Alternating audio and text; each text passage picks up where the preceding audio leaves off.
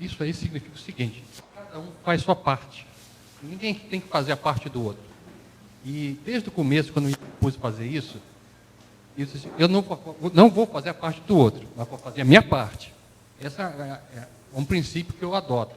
E tem vezes que o pessoal, Teixeira, não vou fazer.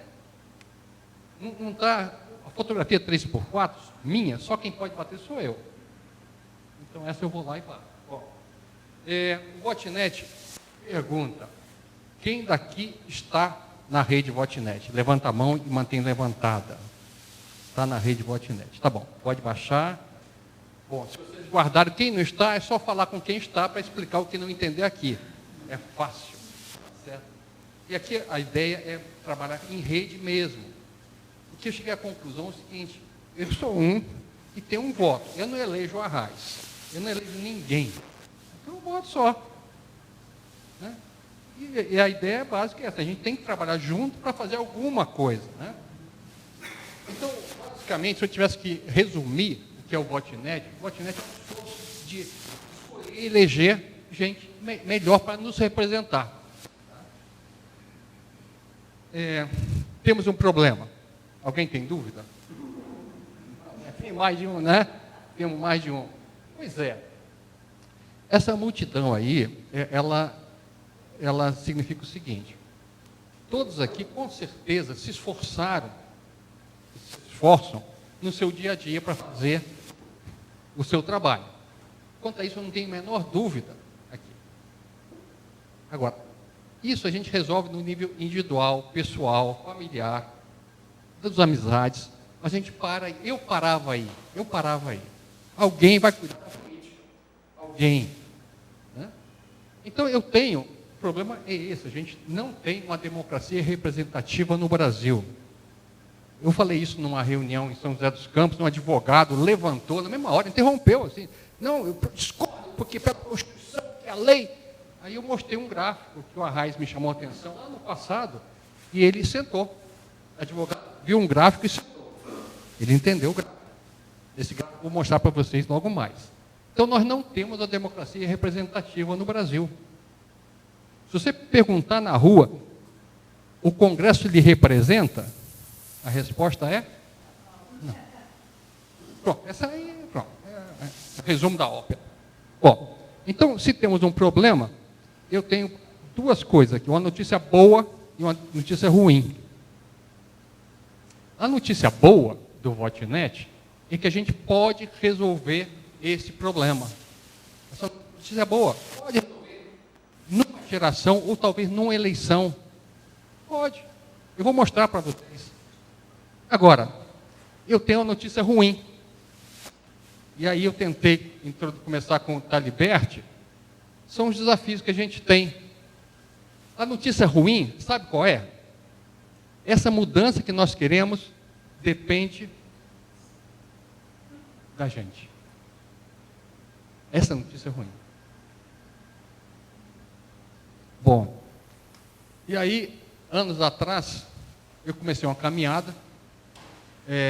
Eu fechei minha vida profissional. Passei 9 anos, dediquei 9 anos à parte social. Viajei o Brasil, nas regiões mais pobres do Brasil. E fui aprendendo com as crianças, estava em situação de risco. Aprendi com os jovens. E o que essa organização trabalhava era o seguinte: você é responsável por sua história. Eu falo isso para o Yamamoto aqui, não é isso? A gente escreve a nossa história. Ele me desafia permanentemente. Esse aqui me desafia permanentemente. Bom, então, o problema está com a gente. E a gente vai resolver. Né?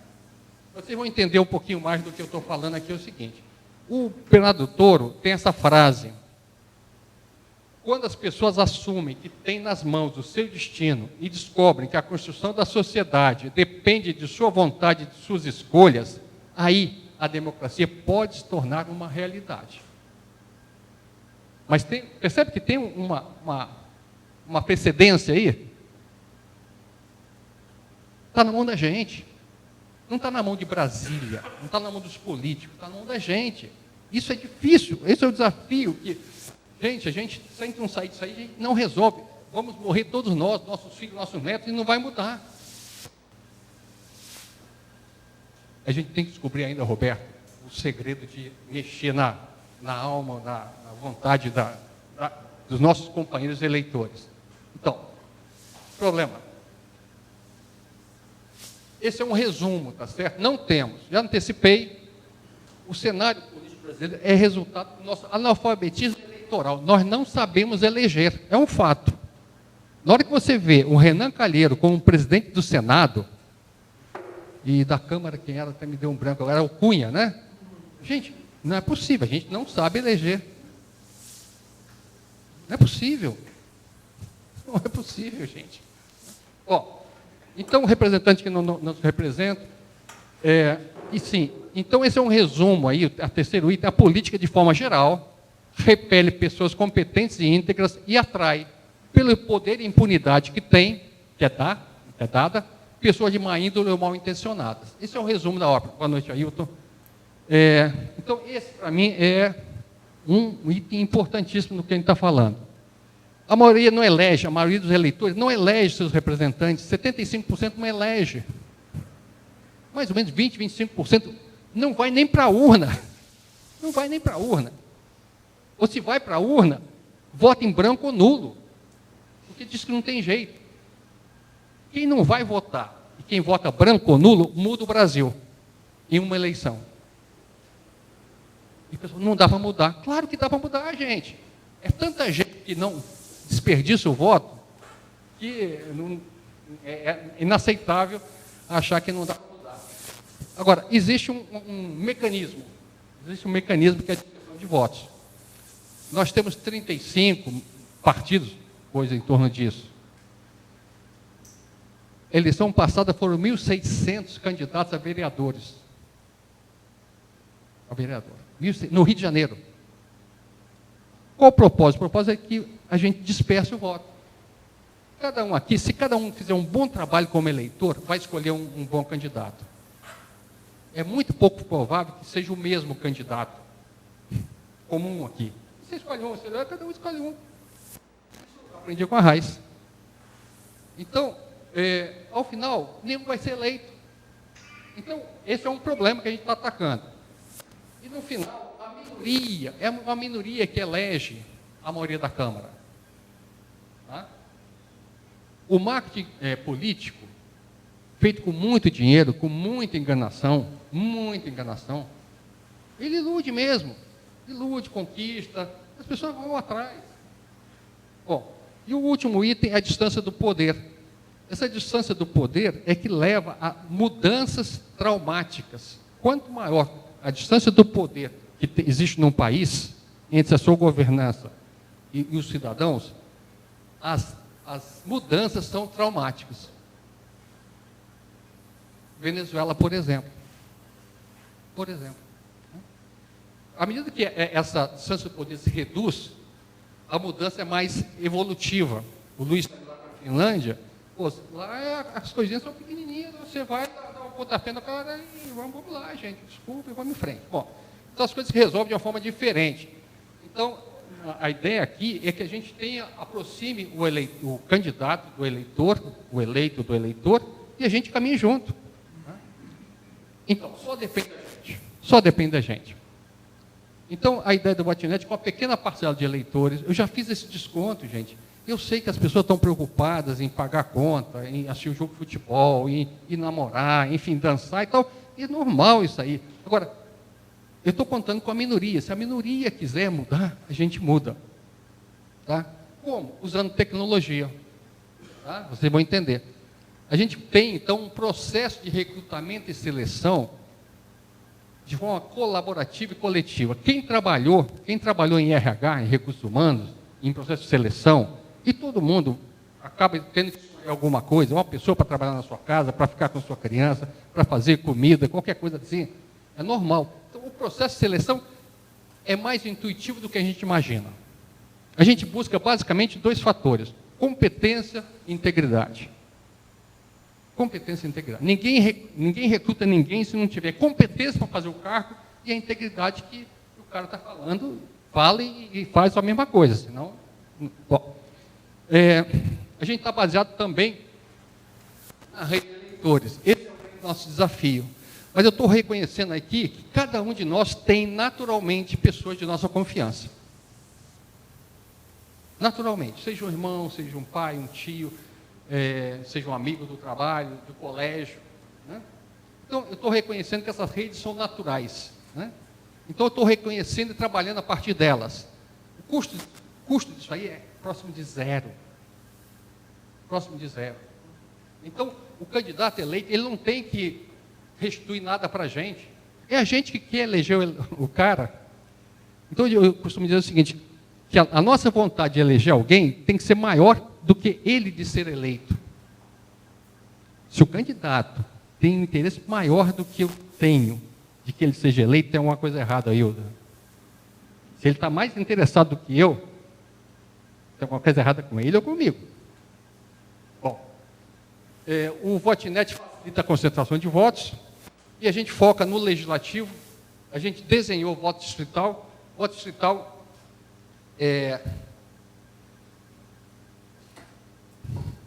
90% das pessoas com que eu converso, não, mas se a gente tivesse voto distrital, a política seria muito melhor. Ele diz, por que a gente não faz voto distrital? Ah, porque não tem lei. Eu digo, que lei? Quem é o dono do botequim? É o eleitor, gente. Se a gente quiser fazer, a gente vota de forma distrital. Tá? E tem as prioridades. Não, eu acho que o Brasil, não gosto do voto distrital, porque o Brasil tem uma prioridade, tem uma necessidade básica, que é a educação. Tá bom, vamos eleger gente que tem o foco em educação. Qual o problema? Então, a gente ataca esses dois perfis de uma única vez. E a gente faz uma construção do municipal, do estadual para o federal. Então, eu digo o seguinte, se nós não sabemos eleger um bom vereador, como é que a gente quer eleger um bom presidente? Eu não sabia eleger um bom vereador, eu confesso. 7 anos atrás, mais ou menos nessa época do ano, eu pensei, quem que eu vou votar para vereador? 7 anos atrás, a Raiz. Saí correndo atrás. Você conhece alguém? Algum vereador? De 130 pessoas, colegas meus lá do IDO, eu perguntei, alguém conhece algum candidato? Ninguém conhecia. Tumangue, que está aqui. Ele falou, Teixeira, se você encontrar, você me avisa que eu vou votar nele. Lembra disso? 150 pessoas, engenheiros do ITA aqui do Rio de Janeiro, não sabiam, não tinham candidato. Então, a gente tem que ter a humildade para dizer, olha, não sei votar, não sei escolher um vereador, vou tentar. É isso que a gente está fazendo. Bom, então, vou acelerando aqui. A rede Votinet, ela visa, né, a identificação de pessoas disponíveis para cargos públicos e a otimização dos votos para eleger candidatos selecionados por distrito ou causa, previamente avaliados e posteriormente apoiados e acompanhados. É isso que a gente está fazendo em seguida. Tá? A gente está inaugurando com a Raiz uma coisa que a gente vinha falando, que é o 7º processo do Votinet. Eleitores eleitos. Vou tentar agilizar isso aqui. Isso aqui para mostrar para quem acha que não tem possibilidade de mudar. São 147 milhões de eleitores e 70 mil eleitos. Vereadores de todo o Brasil, prefeitos, vice-prefeitos, deputados, senadores, etc. Então, se a gente não tiver em 147 milhões de pessoas, 70 pessoas capazes de mudar, ajudar a mudar esse país, a gente está perdido. Ailton, a gente está perdido. Se naquele número lá a gente não tiver 70 mil, estamos perdendo tempo. Eu estou apostando que a gente tem. E o problema nosso tem sido esse. Na última eleição aqui, 2018, a gente descobriu o seguinte, a gente tem mais candidato bom do que eleitor. Cadê os eleitores, pô? O eleitor que não comparece. Desculpa, eu estou fazendo uma autocrítica minha. Eu era assim, eu ia para a praia. Alguém vai decidir por mim. Bom, eu vou bypassar isso aqui, para não perder tempo. Vamos lá. Esse aqui é o perfil das eleições. Aqui no Rio de Janeiro, na cidade do Rio de Janeiro, para vereador, deputado estadual e federal. 2016 e 2018. O verde aqui é os eleitores que foram na urna e botaram voto no fulano de tal. E elegeram. O pessoal lá é que foi na urna, votou e não elegeu. Ou que foi na urna, ou que anulou o voto, ou botou na legenda. Então, em outras palavras, a gente não tem democracia representativa. De fato, não temos. Né? A gente podia ter até esse mesmo perfil, mas as pessoas lá... Deixa eu voltar aqui só para ilustrar isso aqui. Imagina que a gente tivesse daqui, dos eleitores, só gente muito boa, se filiando aos partidos, com a vontade de atender ao público, servir ao público, né? Servir ao bem comum. Aí os partidos selecionavam desses excelentes candidatos e a gente escolher desses excelentes candidatos os melhores. Não tem problema nenhum, tá certo? Eu não iria votar, eu nem precisava ir na urna. Se o caminho começasse certo, mas não é assim.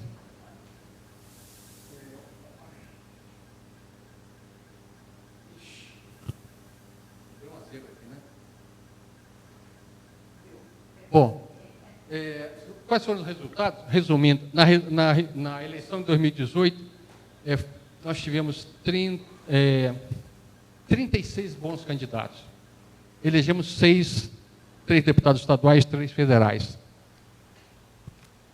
Num bate-papo assim, com uma comunidade de Jacareí, a candidata vereadora, ela estava pensando em ser candidata. Ela veio para a reunião.